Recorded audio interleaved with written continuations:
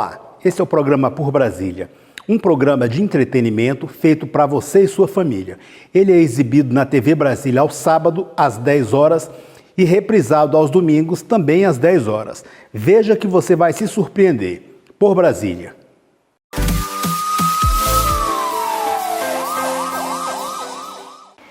E o que dizer sobre o namoro no contexto da violência doméstica e familiar? É preciso que entendamos que para cada pessoa falar namoro ou caracterizar o namoro pode ser diferente, em razão do tempo, em razão da prática, de o que se faz para dizer o casal está namorando. Então, mais importante do que pensar na palavra namoro, é importante pensar no contexto, desde que haja relacionamento, intimidade e afeto. Se nesse contexto houver qualquer das violências física, moral, patrimonial, sexual ou psicológica, nós estaremos diante de uma violência doméstica e há que ser aplicado a Lei Maria da Penha. Patrulha da Mulher, por Brasília.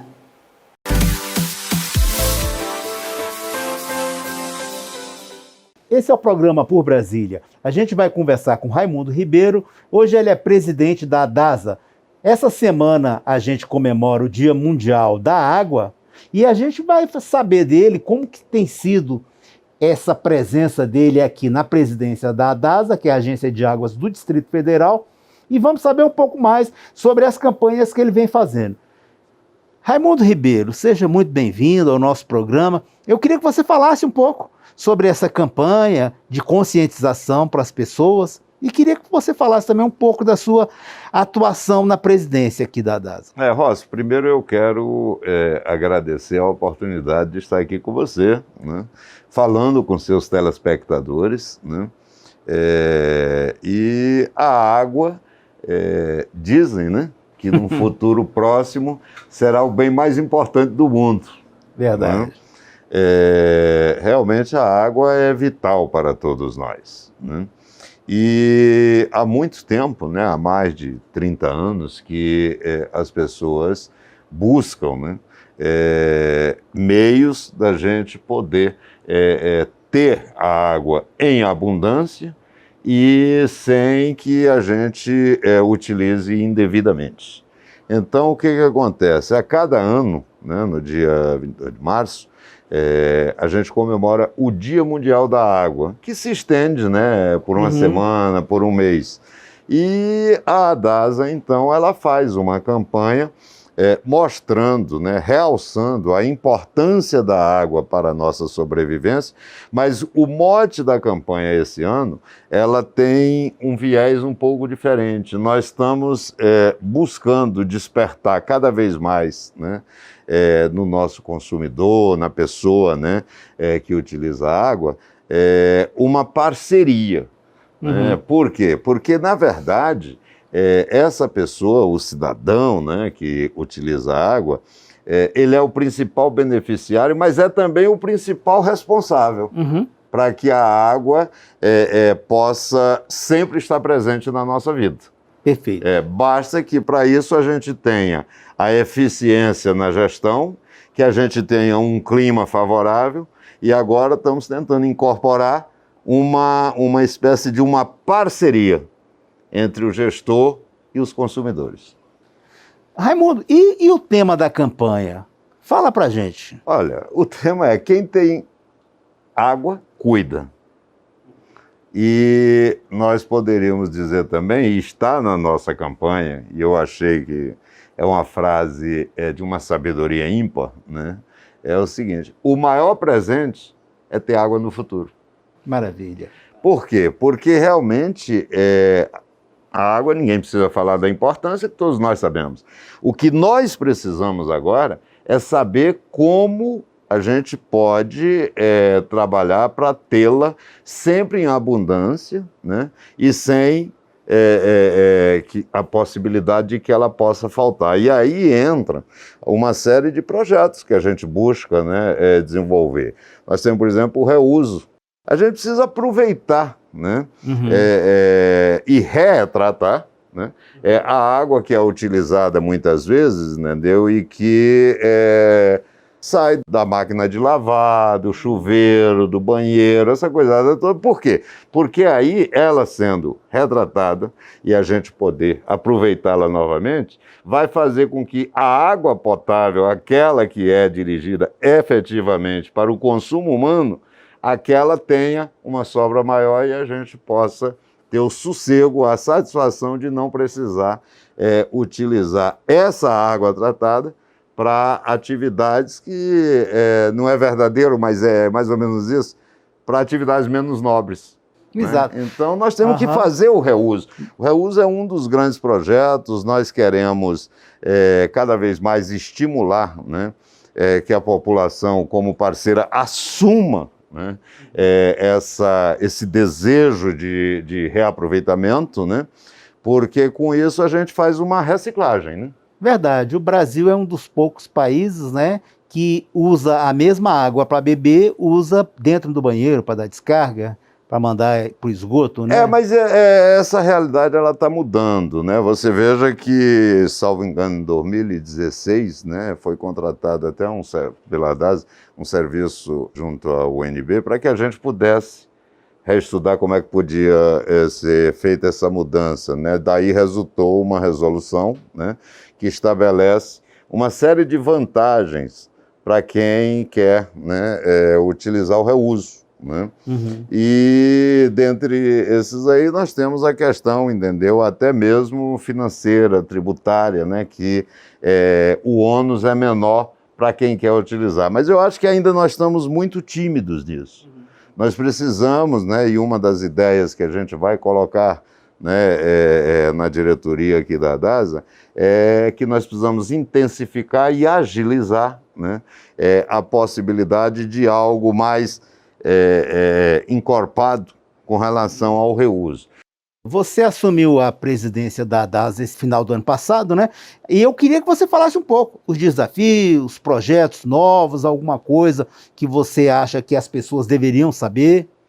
O grande desafio, Rossi, me parece que é exatamente você lançar projetos que otimizem a utilização da água. Né? A questão do reuso é um, né? A questão do aproveitamento melhor e maior, né, da água da chuva é outra. Afinal de contas, nós temos um presente vindo do céu, né, e que muitas vezes ele se perde, né, ele se dispersa. Então, eu acho que essa é um dos desafios que nós precisamos enfrentar e oferecer para o Distrito Federal, né, algumas ações que possam efetivamente nos trazer uma metodologia em que, aproveitando melhor, a gente possa ter o conforto, né, de ter água sempre. Me diga uma coisa, com relação às pessoas que ficaram sem água, 2016, 2017, precisaram comprar caixas, o que você está prevendo agora para que isso não volte mais a acontecer? Olha, Rosa, a primeira coisa que tem que colocar é o seguinte, é assumir o compromisso de que isso não volte mais a acontecer. Evidentemente que depende de clima, depende de uma série de coisas, mas tudo isso é previsível. Né? Dentro da imprevisibilidade dá para saber anteriormente para tomar as providências. E nós estamos trabalhando, né, para que esse tipo de situação nunca mais volte a acontecer, principalmente no Distrito Federal. Brasília não pode conviver com isso. Brasília não nasceu para ter esse tipo de problema. E nem pode ter. É inaceitável que tenha esse tipo de problema. E aí, o que nós precisamos fazer? Cada vez mais, entendeu? Ter essa unidade entre a sociedade e o órgão gestor, né? Para que a gente possa, trabalhando conjunto, ou seja, uma gestão eficiente e uma conscientização coletiva, a gente tenha como resultado uma diminuição no consumo da água potável, né, com relação a atividades que poderiam utilizar outro tipo de água, que é a água resultante do reuso ou a água resultante das chuvas. Então, nós precisamos, na verdade, fazer uma espécie de repulsionamento das nossas ideias, como é que nós vamos usar a água? Por exemplo, nós temos um costume, né? Eu mesmo tinha, né? Você escova os dentes, mas a pia fica, a torneira fica aberta. Quer dizer, isso é uma coisa que a gente mudar tinha muito os tempo, costumes, né? Mas repensando, né?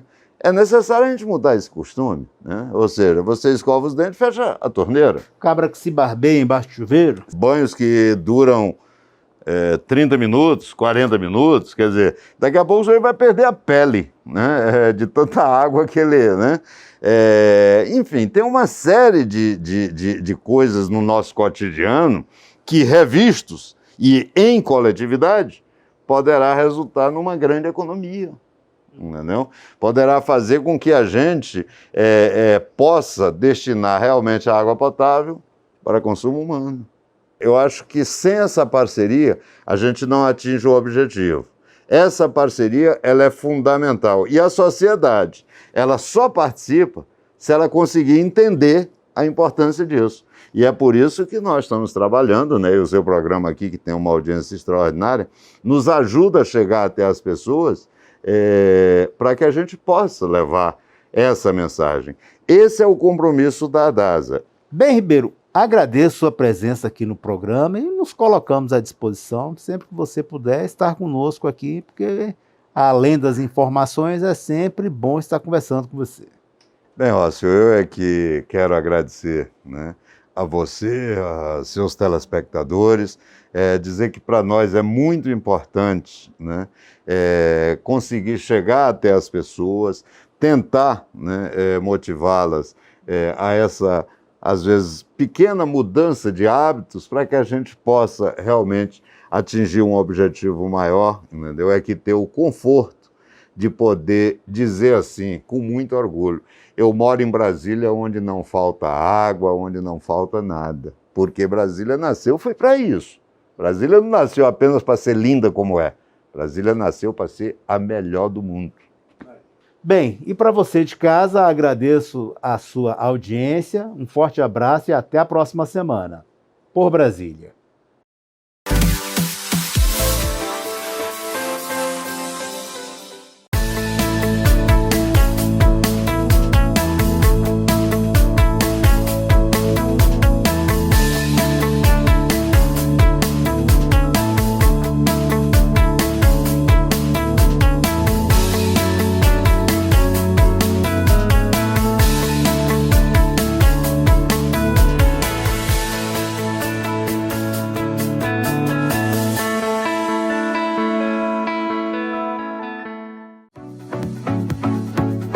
Manful, a evolução em se vestir bem.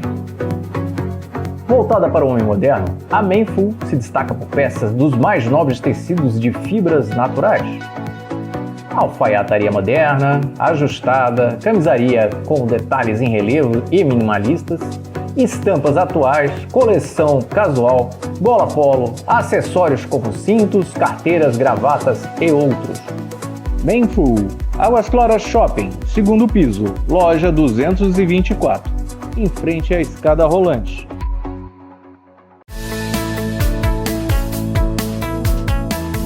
Castanhas e Cia do Guará é o sabor que falta na sua vida. Conheçam a variedade de castanhas e frutas cristalizadas. Tudo com qualidade e um toque especial. Adeilson e Juliana Castanhas. Feira do Guará. Ala Nova, box 526B.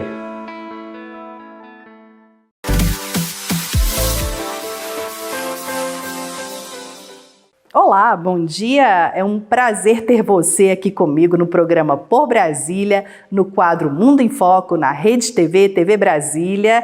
Agora nós exibiremos a segunda parte da entrevista com o ministro conselheiro da Embaixada da China aqui no Brasil, o ministro Qu Yuhui, e eu espero que vocês tenham muita informação, porque é uma entrevista muito importante, pois a China é o maior parceiro comercial do Brasil. Eu vou falar sobre um outro assunto agora com o senhor. O meu pai é médico e tem 75 anos. E ele foi um dos primeiros, coincidentemente, né, apesar desse amor que eu tenho pela China, ele foi um dos primeiros médicos aqui em Brasília a tomar a Coronavac, porque ele participou do estudo que a UNB fez, o estudo da UNB, e ele tomou as 2 doses da Coronavac, ficou muito bem, e foi um alívio para todos nós da família, de saber que o meu pai está vacinado.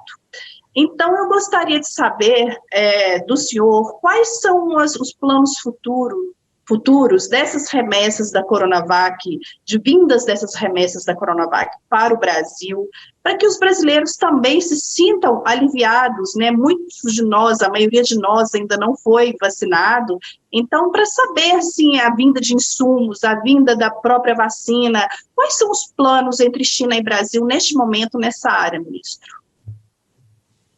Acho que nós valorizamos muito, né, a nossa cooperação com o Brasil no combate à pandemia, porque sempre achamos que essa é uma batalha global.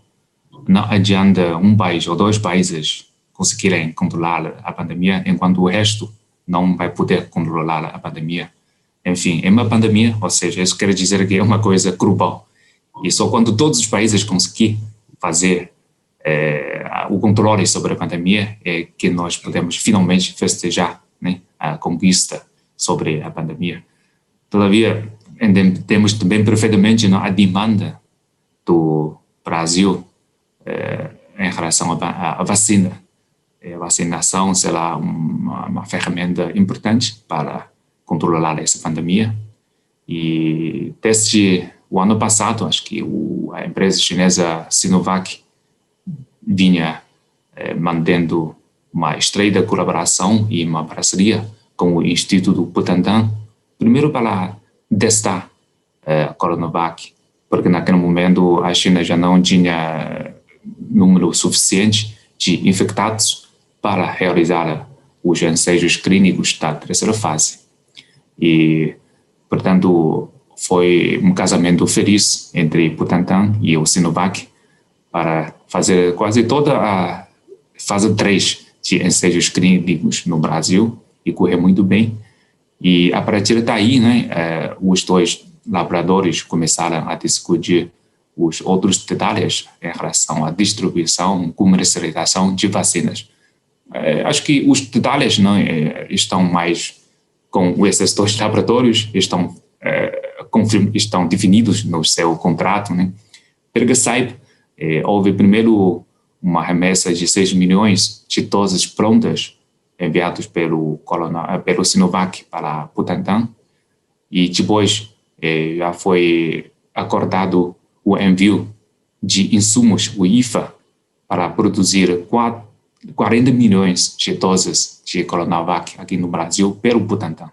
Acho que esse já é algo já foi definido, já está escrito no contrato, e o fornecimento para a produção de 40 milhões de doses a serem produzidos aqui no Brasil estão sendo cumpridos conforme o cronograma estabelecido no contrato. Enquanto ao futuro, acho que ainda não sei o que será negociado entre o Butantan e a Sinovac, mas creio que assim que os 2 lados concluírem a negociação do contrato, o público vai obter mais informações, né? Tá certo, ministro. Muito obrigada pelas suas informações, pelas suas palavras. Eu agradeço pela entrevista. E tem mais alguma coisa que o senhor gostaria de falar para o nosso público aqui? Por gentileza, fique à vontade. Ok. Não só queria dizer que acho que nesse momento, né, um dos grandes desafios que a relação China-Brasil enfrenta é justamente aproximar ainda mais os nossos povos. Eu falei que existe uma afinidade entre o povo chinês e o povo brasileiro, todavia ainda falta muita coisa que nós podemos fazer para que essa afinidade, essa amizade possam ficar ainda mais consolidados. E estamos vivendo numa sociedade de redes sociais, etc., né? E é natural que para 2 países tão diferentes em termos culturais, em termos sociais, né, haja algumas visões diferentes, mas acho que o bom no espírito brasileiro e o bom no espírito chinês é saber respeitar as diferenças e buscar os pontos convergentes. Portanto, eu quero, assim manifestar o desejo, né, do povo chinês de continuar a fazer a aproximação com o povo brasileiro para que nós possamos vencer alguns preconceitos, algumas desinformações que são totalmente desnecessárias, que só vão atrapalhar, né, a nossa cooperação, em vez de construir uma maior amizade entre os nossos povos. É isso. Tá bom, ministro, muito obrigada. Desejo muito sucesso entre as relações entre o Brasil e a China. Estou aqui para colaborar como jornalista que conhece a China e pretendo visitar a China um dia novamente. Agradeço muito pela entrevista e desejo sucesso e espero revê-lo novamente após a pandemia. Muito obrigada. Também espero assim, tá bom? Muito obrigado e bom final de semana.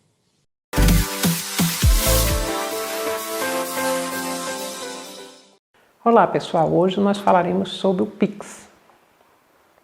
Essa ferramenta criada pelo Banco Central para facilitar a vida dos correntistas, né, as transferências bancárias e os pagamentos.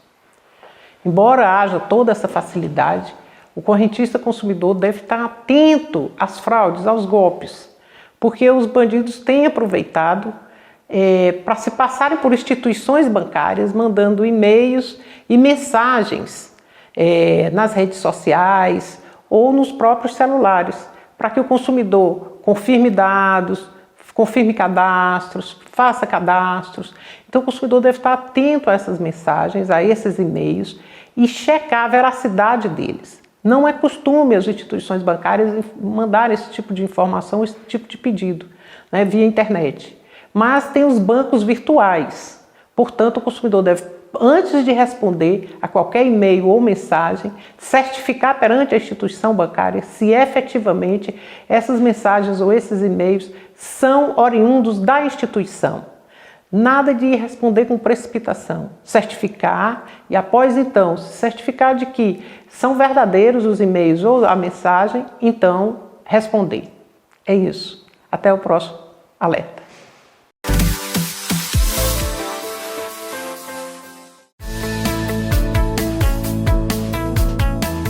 Castanhas e Cia do Guará é o sabor que falta na sua vida. Conheçam a variedade de castanhas e frutas cristalizadas. Tudo com qualidade e um toque especial. Adeilson e Juliana Castanhas, Feira do Guará, Ala Nova, box 526B.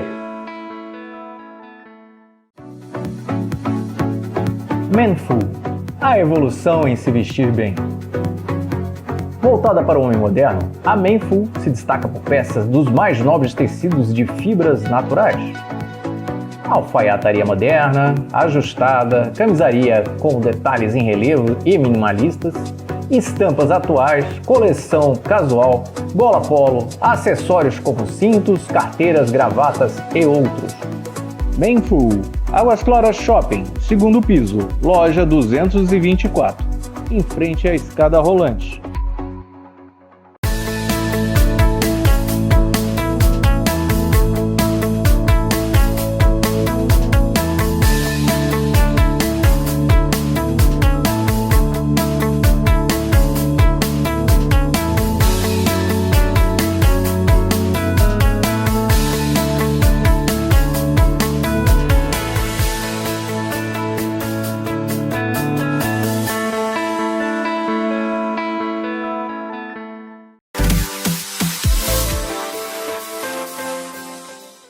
Olá, seja bem-vindo ao seu espaço de servidor na TV.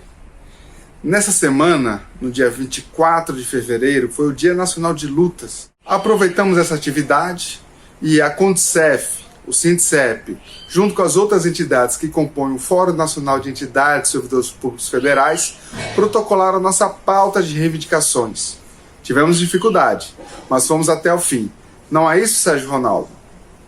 O dia 24 de março foi demarcado como Dia Nacional de Luta em defesa dos serviços públicos, em defesa da vacina para todos e contra a PEC, que é o projeto de emenda à Constituição número 32, que destrói os direitos dos servidores públicos e dos serviços públicos.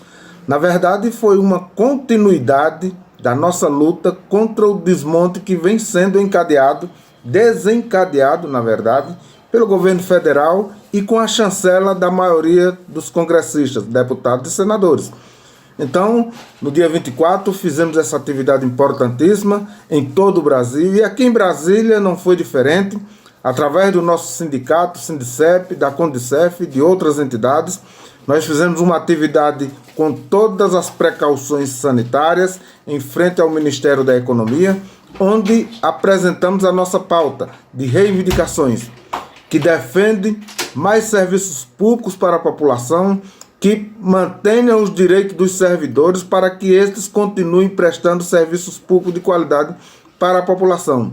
Houve uma resistência, sim, do Ministério receber a nossa pauta, mas depois de uma insistência muito consistente nossa, conseguimos entregar a nossa pauta. Agora é divulgar a nossa pauta e continuar na pressão junto aos deputados e senadores e conscientizando a população e os servidores para que somem-se a nós, porque defender serviço público é dever e missão de todos nós.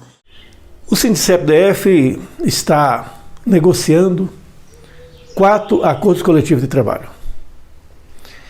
Da Valec está realmente muito difícil. Eles não querem nem aceitar a presença do sindicato, alegando decisão judicial. A EBSER chegou ao cúmulo de querer reduzir o gasto com o pessoal, apresentando uma proposta que divide os trabalhadores e coloca em choque as entidades sindicais, pois a empresa está propondo que o adicional de salubridade seja pago sobre o salário mínimo e não sobre o salário do empregado. A proposta da Imbel é reajuste zero e, sob ameaça, se não aceitarmos, vai tirar as cláusulas que temos hoje no acordo coletivo. O problema todo é que o salário da Imbel é o salário mais baixo de todas as estatais brasileiras. É um pouco acima do salário mínimo. A Conab está seguindo essa mesma linha. Quer reduzir o auxílio à saúde, reduzir auxílio funeral, enfim, aproveitando essa situação para retirar direito dos trabalhadores. Essas negociações estão sendo realizadas num momento de extrema dificuldade. Num governo desumano, que está retirando direitos, é um governo que não cuidou da pandemia, mas é fundamental mantermos a luta para, no momento seguinte, nós recuperarmos as condições dignas de trabalho para todos. E a luta para o fim do governo Bolsonaro é fundamental, que é um governo genocida. Este foi seu Espaço do Servidor na TV. Para acompanhar mais sobre os ataques que o governo Bolsonaro e Guedes querem fazer no serviço público e entender, por exemplo, o que significa a PEC 32, a reforma administrativa, na sua vida, visite o nosso site, acompanhe-nos em nossas redes sociais. E, por fim, vai o convite. Vá à enquete na Câmara dos Deputados e vote. Discordo totalmente a esta PEC, que busca destruir os serviços públicos. Até o próximo programa.